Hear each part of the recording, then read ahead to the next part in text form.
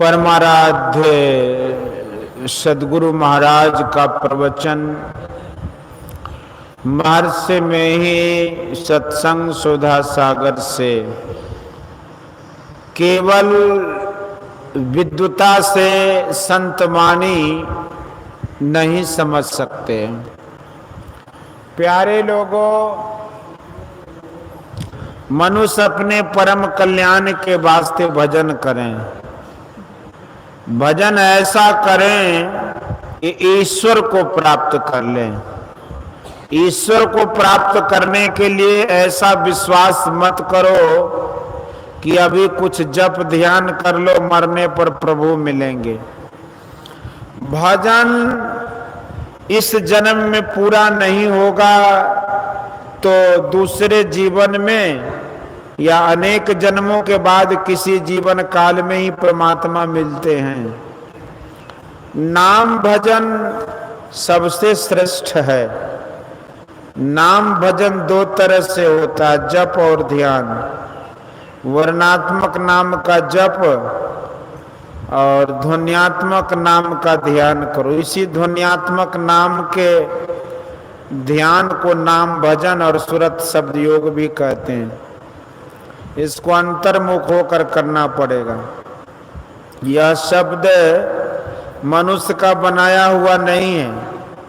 इसको कोई मनुष्य मुंह से उच्चरित करके किसी से कह भी नहीं सकता है।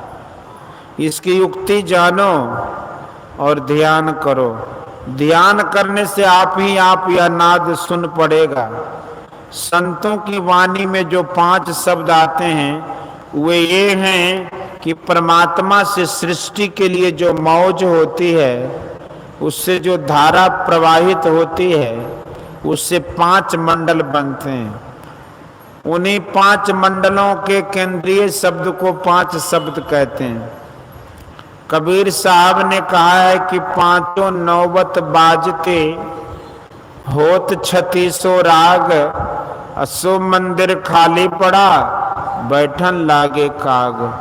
और गुरु नानक देव जी ने कहा है कि 5 शब्द धुनकार धुन तह बाजे शब्द निशानु। जो अपने अंदर गहरा ध्यान करता है उसको यह नाद मिलता है और उस नाद को ग्रहण कर परमात्मा को पाता है। इससे सरल और सुलभ कोई मार्ग नहीं है। बाबा साहब ने यह नहीं कहा कि मैं एक पुस्तक बना देता हूं, इसी को पढ़ो, बल्कि उन्होंने कहा कि दुनिया की सारी किताबों को पढ़ो जो संतों की बनाई हुई हैं। किसी एक कोठरी में अपने को बंद करके मत रखो। सभी कोठरियां तुम्हारी हैं। गुरु ग्रंथ साहब में कितने संतों के वचन हैं, यह उदारता है। सभी संतों के ग्रंथों को पढ़ो। नानक पंथ के 10वें गुरु गुरु गोविंद सिंह जी ने कहा कि बाजे परम तार तत हरि को उपजे राग रसारंग। यह नादानुसंधान है। नादानुसंधान सभी संतों के ग्रंथों में मिलता है। आजकल बड़े बड़े विद्वान लोग संतों की वाणियों की खोज करते हैं और उससे बड़े बड़े पुरस्कारों को प्राप्त करते हैं, किंतु केवल विद्वता से कोई संतवाणी को नहीं समझ सकते। और ऐसा भी नहीं कहा जा सकता कि विद्या की आवश्यकता नहीं। बिना विद्या के शब्द का अर्थ नहीं जान सकते। जो बहुत पढ़े हैं, रायचंद प्रेमचंद पास करते हैं, उनके पास शब्दों का भंडार हो जाता है। अगर वे साधन की क्रिया को जानते हैं तो ठीक ठीक अर्थ कर सकते हैं, समझ सकते हैं और समझा सकते हैं। यदि साधना की क्रिया नहीं जानते हैं, केवल पढ़ लिख कर विद्वान हुए हैं, तो संतवाणी का ठीक ठीक अर्थ नहीं कर सकते हैं। सत्य पुरुष एक बसे पश्चिम दिस तासों करो निहोर। संत कबीर साहब की इस पंक्ति का एक विद्वान ने अर्थ किया था कि कबीर साहब मुसलमान खानदान में पाले पोसे गए थे, इसलिए पश्चिम का उन्होंने मक्का का संकेत किया। विद्वानों को संतों की साधना जाननी चाहिए, साथ ही उसका अभ्यास करना चाहिए। अभ्यास के साथ साथ सदाचारी भी बनना होगा, तभी संतवाणी को ठीक ठीक जान सकेंगे। आजकल विद्वानों में एक भ्रामक विचार फैल गया है कि संतों की साधना में कुछ करना नहीं पड़ता, आंख भी बंद नहीं करनी पड़ती। वे कबीर साहब की ये पंक्तियां कहते हैं कि आंख न मूंदो, कान न रूंदो, तनिक कष्ट नहीं धारो, खुले नयन पहचानो, हंसी हंसे सुंदर रूप निहारो। पूरा इस प्रकार है। साधो सहज समाधि भले, गुरु प्रताप जा दिन से जागे, दिन दिन अधिक चले, जहाँ जहाँ डोलो सो परिक्रमा, जो कुछ करो सो सेवा, जब सोवो तब करो दंडवत पूजो और न देवा, कहो सो नाम सुनो सो सुमरन, खाओ पियो सो पूजा, गिरह उजार एक सम लेखो, भाव मिटावो दूजा, आंख न मूंदो कान न रूंदो, तनिक कष्ट नहीं धारो, खुले नयन पहचानो, हंसी हंस सुंदर रूप निहारो। शब्द निरंतर से मन लागा, मलिन वासना भागी, उठत बैठत कभू न छूटे, ऐसी ताड़ी लागी। कहे कबीर यह उन्मुनि रहनी, सो प्रगट कर गाई, दुख सुख से कोई परे, परम पद तेई पद रहा समाई। संत कबीर साहब ने कहा कि खाऊं पीऊं सो पूजा। श्री रामकृष्ण परमहंस भी पीछे चलकर ऐसे ही हो गए थे कि जो कोई कुछ भी काली माई को चढ़ाते थे, वे अपने मुंह में ले लेते थे और खा जाते थे। कालिकाय नमः कहकर खा जाते थे। केवल कहने से नहीं होगा, इसकी योग्यता होनी चाहिए। श्री रामकृष्ण परमहंस जी को इसकी योग्यता हो गई थी। गिरा उजार एक समलेखों, भाव मिटावो दूजा। इस कसौटी पर कस कर देख लीजिए कि उनमें द्वैत भाव है कि नहीं।